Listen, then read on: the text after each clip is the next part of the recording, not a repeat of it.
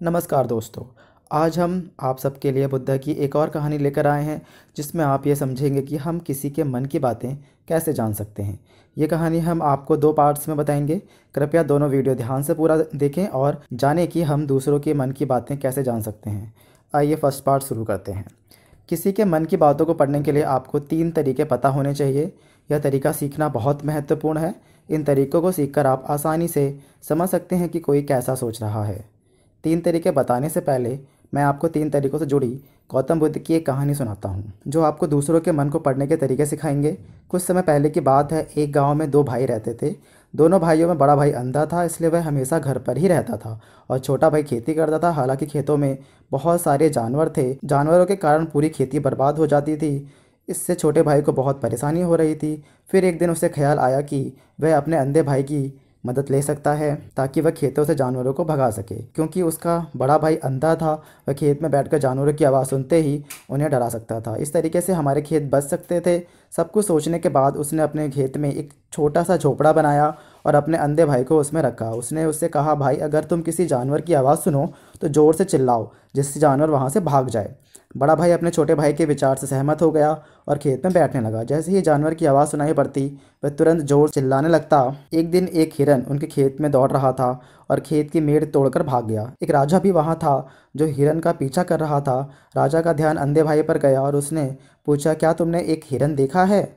अंधा भाई बोला, मैं तो अंधा हूँ, मैं कैसे हिरन देख सकता हूँ? लेकिन मैं तुम्हें इतना बता सकता हूँ कि जानवर भाग गया है और पीछा करने लायक नहीं है। आप अपना समय बर्बाद ना करें। राजा उस अंधे के शब्दों से चौंका हुआ था। उसे आश्चर्य हुआ कि अंधा यह कैसे कह सकता है कि जो हिरन मैं ढूंढ रहा हूँ वो पीछा करने लायक नहीं है। तब राजा ने अंधे भाई से कहा, क्या तुम मुझसे झूठ बोल रहे हो? एक और तुम कहते हो तुम अंधे हो, देख नहीं सकते, और तुम ये भी कह रहे हो कि जानवर यहाँ से भाग गया है, वो मेरे पीछा करने लायक नहीं है। अंधे ने कहा, राजन, जिसे तुम हिरन समझ रहे हो वास्तव में हिरन नहीं है, वह एक मादा हिरन है और मेरे ज्ञान के अनुसार वह गर्भवती है। और मैंने सुना है कि कोई राजा एक गर्भवती मादा हिरन का शिकार नहीं करता। इसलिए मैं तुम्हें यह कह रहा हूँ कि आप हिरन का पीछा करने में अपना समय बर्बाद ना करें। यह सुनकर राजा और भी हैरान हो गया। उसके समझ में नहीं आया कि कैसे एक अंधा यह जान सकता है कि मैं जिस हिरन का शिकार कर रहा हूँ वह गर्भवती है या नहीं। इस अद्भुत अंधे को इतना आत्मविश्वास कैसे है? इसलिए मुझे इसकी जांच करनी होगी। इसलिए राजा ने सत्यता जानने का निश्चय किया और अपने कमांडर से कहा, मुझे चाहिए कि वह हिरन जिंदा रहे, क्योंकि मुझे जांच करनी है कि क्या वह वाकई में गर्भवती मादा हिरन है जो यह अंधा आदमी इतनी आत्मविश्वास के साथ कह रहा है। राजा के आदेश पर कमांडर हिरन को पकड़ने के लिए गए।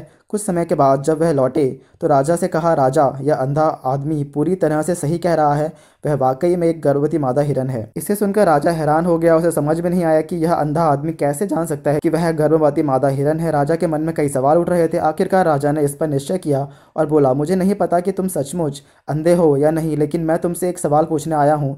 क्या तुम मेरे सवाल का सही जवाब दोगे? जवाब में अंधे ने कहा, राजा, आप मुझसे जो भी पूछेंगे मैं उसका सच्चाई के साथ जवाब दूंगा। राजा ने कहा, देखो, तुम कहते हो कि तुम अंधे हो और दूसरी तरफ तुमने मुझे कहा कि मैं जिस जानवर का पीछा कर रहा था वह गर्भवती मादा हिरन है। तुमने यह सब कैसे अनुमान लगाया? आदमी ने समझाया, जब आप उस मादा हिरन का पीछा कर रहे थे तो उसकी गति और दौड़ते हुए आवाज़ से मैंने उसे पहचाना कि वह हिरन है। और मेरे खेत की मेड़ काफ़ी छोटी है, उसकी ऊंचाई ज़्यादा नहीं थी। अगर यह सामान्य हिरन होती तो वह आसानी से उसे पार कर सकती थी, लेकिन अगर वह मेड़ पार करने की कोशिश करती तो उसके संतान को खतरा हो सकता था। इसलिए मुझे समझ में आ गया कि वह गर्भवती है। इस व्याख्या को सुनकर राजा अंधे के विशेष ज्ञान और कौशल को देखकर चौंक गए। वह समझता है वह व्यक्ति अंधा होने के बावजूद अनोखी जानकारी और क्षमताओं से संपन्न है। राजा इसका लाभ उठाने का निश्चय करता है और अंधे से एक और सवाल पूछता है।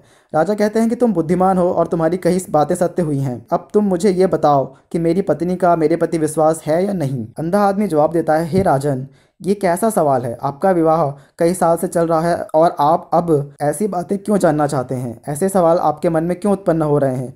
राजा कहता है, तुम्हें इस सवाल का जवाब देना होगा। अगर तुम मुझे उत्तर नहीं दोगे तो मैं तुम्हें मृत्युदंड की सजा दूंगा। राजा की धमकी सुनकर अंधा कहता, मैं तुम्हें तुम्हारे सवाल का जवाब दूंगा और अगर तुम इस सवाल का जवाब चाहते हो तो तुम्हें मेरी एक सेवा करनी होगी।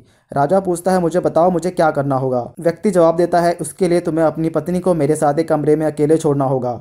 यह सुनते ही राजा पहले तो गुस्सा होता है, लेकिन कुछ समय बाद सोचने के बाद वह उस व्यक्ति की बात मान लेता है और अपनी पत्नी को उसके साथ एक कमरे में भेजने का आदेश देता है कमांडर को। कमांडर उस पर क्रियान्वयन करता है और अंधे आदमी और रानी को एक कमरे में अकेले छोड़ देता है। अंधा रानी को अपनी बात कहता है कि तुम्हें मुझे छूना है। यह सुनते ही रानी बहुत गुस्से में भर जाती है और अंधे को पीटने लगती है, कभी हाथों से तो कभी पैरों से, कभी पूरी ताकत से उसे बेहद बेरहमी से पीटती है। बाद में किसी तरह अंधा अपनी जान बचा लेता है और वहां से भागकर राजा के पास आ जाता है और कहता है, हे राजन, आपकी पत्नी विश्वासी नहीं है। इसे सुनते ही राजा बहुत गुस्से में भरकर अपनी तलवार निकालता है और सीधे अपनी पत्नी के पास जाता है। उसने रानी से कहा, आज मैं तुमसे एक सवाल पूछूंगा और तुम्हें उसका सच्चाई से जवाब देना होगा। अगर तुमने झूठ बोला तो मैं तुम्हारा सर तुरंत काट दूंगा। फिर उसने पूछा कि तुम विश्वासी हो या नहीं। इस पर रानी ने कहा, राजा तुम मुझे मार दो, लेकिन मैं विश्वासी नहीं हूँ। राजा बहुत खुश हुआ क्योंकि वह सब कुछ जो अंधे ने कहा था पूरी तरह से सच हुआ था। इसे सुनते ही राजा तत्काल अंधे के पास जाता है और पूछता है, तुमने कैसे जान लिया कि मेरी पत्नी विश्वासी नहीं है? अंधा उत्तर देता है, राजा यह काफ़ी सरल है। मैंने आपकी पत्नी से कहा कि मैं उसे छूना चाहता हूँ और वह इतनी रोष में आ गई कि मुझे मारने लगी। वफादार औरत कैसे किसी अन्य पुरुष को छू सकती है? वह मुझे इनकार कर सकती थी, लेकिन उसने मुझे मारना शुरू कर दिया और उस प्रक्रिया में उसने मेरे पूरे शरीर को छुआ। अब तुम मुझे बताओ, इस प्रकार की औरत विश्वासी कैसे हो सकती है? राजा कहता है, तुम बहुत बुद्धिमान हो। ठीक है, चलो आगे बढ़ते हैं। उसके बाद वह जोर से कहता है, एक और सवाल का सही जवाब दो और मैं तुम्हें यहाँ से जाने दूंगा। फिर राजा पूछता है, मुझे बताओ, क्या मैं सचमुच मेरे पिता का बेटा हूँ या किसी और का? इस पर अंधा आदमी उत्तर देता है कि राजा, आज तुम्हें इससे क्या लेना देना है? चाहे आपके माता पिता कौन है, आप इस राज्य के राजा हो और इस सवाल को छोड़ दो। लेकिन राजा जिद करता है, नहीं, मुझे इस सवाल का सटीक जवाब चाहिए, वरना यह सवाल मुझे हमेशा परेशान करता रहेगा। इसलिए मैं सच्चाई जानना चाहता हूँ। अगर तुम सही जवाब दोगे तो मैं तुम्हें यहाँ से जाने दूंगा। अंधा आदमी उत्तर देता है कि आज मेरे लिए सवाल का उत्तर देने के लिए तुम्हें अपनी माँ के पास जाने की कोई आवश्यकता नहीं है। मैं अभी बता सकता हूँ कि तुम किसके बच्चे हो, लेकिन उससे पहले मैं चाहता हूँ कि तुम मुझसे वादा करोगे कि तुम मुझसे गुस्सा नहीं करोगे। राजा कहता है, मैं वादा करता हूँ कि मैं गुस्सा नहीं करूँगा। फिर अंधा आदमी जवाब देता है कि राजा, मुझे तुम्हें बताने की आवश्यकता नहीं है कि तुम सचमुच अपने पिता के बच्चे हो, लेकिन तुम एक कंजूस व्यापारी की छाया में भी हो। यह सुनते ही राजा बहुत खुश हो जाता है, तत्काल अपनी माता के पास जाता है।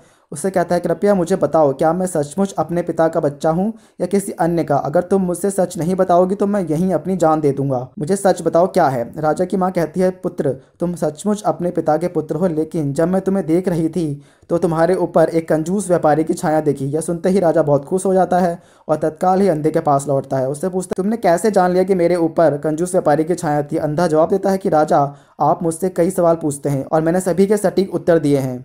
अगर कोई अन्य राजा होता तो अब तक मुझे कई पुरस्कार मिल गए होते, लेकिन आपने मुझे अब नहीं दिया अब तक एक भी पैसा। इसी से मैंने यह अनुमान लगाया कि आप बहुत कंजूस हैं। यह सुनकर राजा हंसते हुए कहता है कि जो कुछ भी तुम मांगोगे मैं ज़रूर दूंगा, लेकिन मुझे बताओ कि तुम कैसे जान लेते हो क्या सही है और क्या गलत? तुम इतने सटीक और सही उत्तर कैसे दे सकते हो?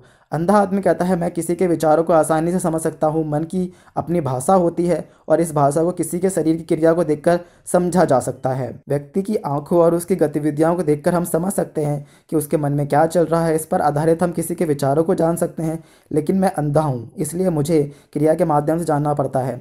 अगर मुझे कुछ जानना होता है तो मुझे अगले व्यक्ति का कार्य समझना पड़ता है। उसके आधार पर मैं समझ सकता हूँ कि उसके मन में क्या चल रहा है। यह सुनते ही राजा पूछता है, क्या इसका मतलब है कि मैं भी किसी के विचारों को जान सकता हूँ?